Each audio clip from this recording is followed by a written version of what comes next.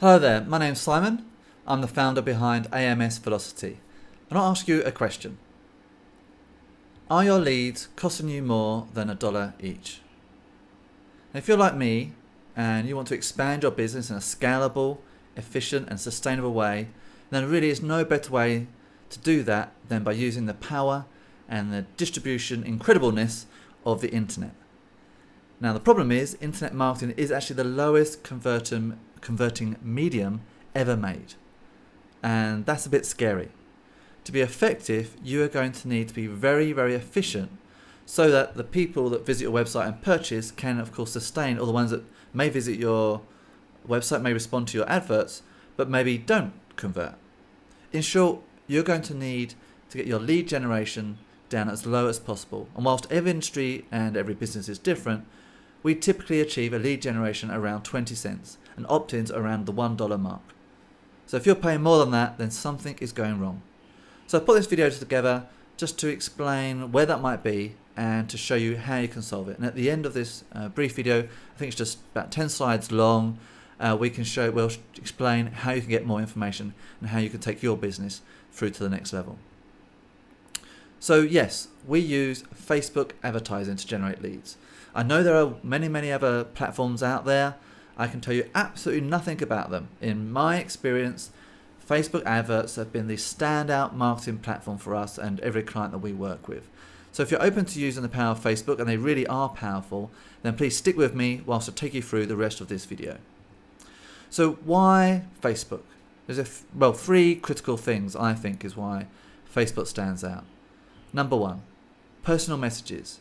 Your advert is going to be placed in the middle of somebody's friends' messages. Remember, when you sign up to Facebook, you have to decide who your friends are, and only those people can contact you.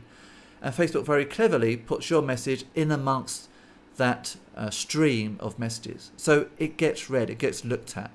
I know many people say they don't actually respond to adverts, but all the data shows differently.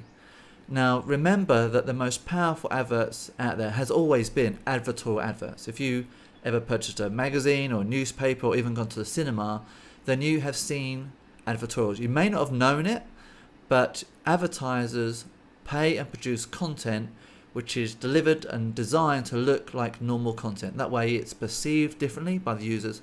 And when users and customers aren't aware that something's an advert, they consider it differently. If they're aware something's an advert, their kind of guard goes up. They don't necessarily believe what they read. They're very skeptical. And by placing these messages in a very informal way amongst hundreds of other Facebook messages from their friends, it really gets read a lot better. It lands a lot better. Okay, a lot more detail I'd like to go into, but I want to keep this video short. Which brings me to the second point here, database of visitors. So, of course, no doubt you've got a database of your customers, etc. But what's really important here is Facebook has a database of everybody that's visited your website. And I'm talking about people that have gone to your website and taken no action. They haven't opted in. They haven't given you their email address. They haven't sent you an email. But they still have all the data about that. And Facebook will allow you to send those people a message. Now this is critical. For every one person that does come to your webpage and does sign up, there's probably 10, 20, 50, 100, maybe 200 people that have come to your website but didn't opt in, didn't give you their email address.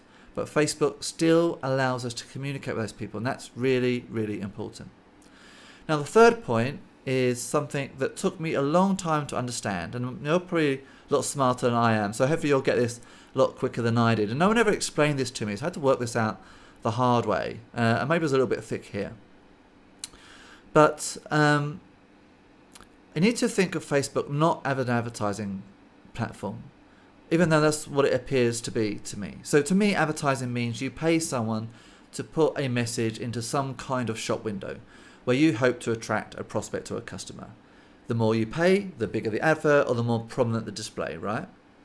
But that's not how Facebook works. They do not operate like a traditional advertiser. And this is where I didn't understand. So Facebook has loads and loads of money. Honestly, they really don't need any more. and they really don't care about getting more of your money or my money. Well, that sounds weird, right? Doesn't sound right, but stay with me, okay? Now, what they do care about, and I mean really, really, really care about, is delivering a great experience to their users. Now, if you can help them deliver a good experience by showing relevant content to relevant people at the right time, they will love you for it and they will reward you for it.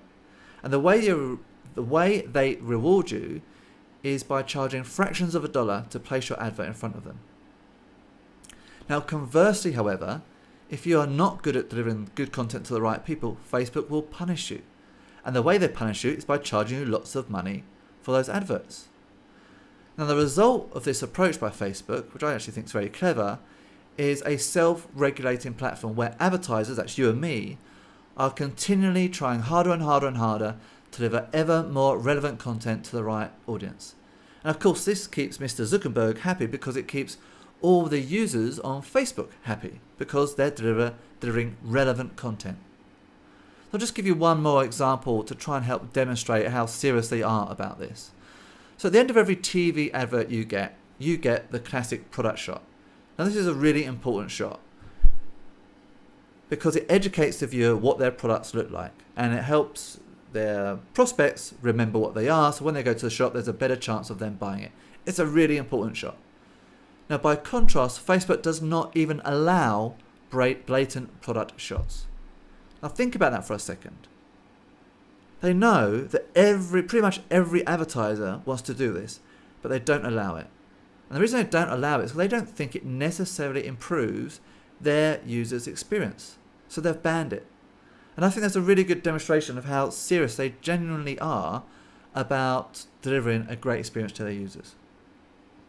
So that's the hard bit done with. The rest of it's easy. And that leads into my third and last point here, which is big ass robots. So Facebook literally has, a huge robot or computing power, and Facebook will allow us to use that computing power to send our messages. Right? This is a phenomenal deal. So what we can do, we can say, hey, Mr. Facebook, I would like to place a message, and I want you to put this message in front of the relevant people. And Facebook will say, no problem, we can do that for you. We know everything about everybody. They pretty much do. And they certainly know everything about the people that come to your website in a huge amount of detail that you and I could never understand and never get those insights. How old they are, what sex they are, where they live, how often they interact with Facebook, how many friends they've got, what religion, everything. Their likes, their dislikes, they know everything about them. So Facebook will say, no problem, we'll put your message in front of the best audience for you based on our big computing power, and all we ask in return is you pay us a few dollars here and there to place that message. This is like the deal of the century. So when I think about Facebook and what I've learned now, and it really has been the hard way, is I don't any longer think of them as an advertising platform. I think of them as a JV partner, really working together to achieve the final result, which for them is a great experience for the users, which you also want because that's a better way of getting them over to your products and services. So there really is actually a formula for achieving this, and once you get that formula working well for you, you will be delivering the return on investment that you need to scale your business, and that's a really big deal. Often that scalability is almost limitless, and that's just a huge deal, as you can imagine.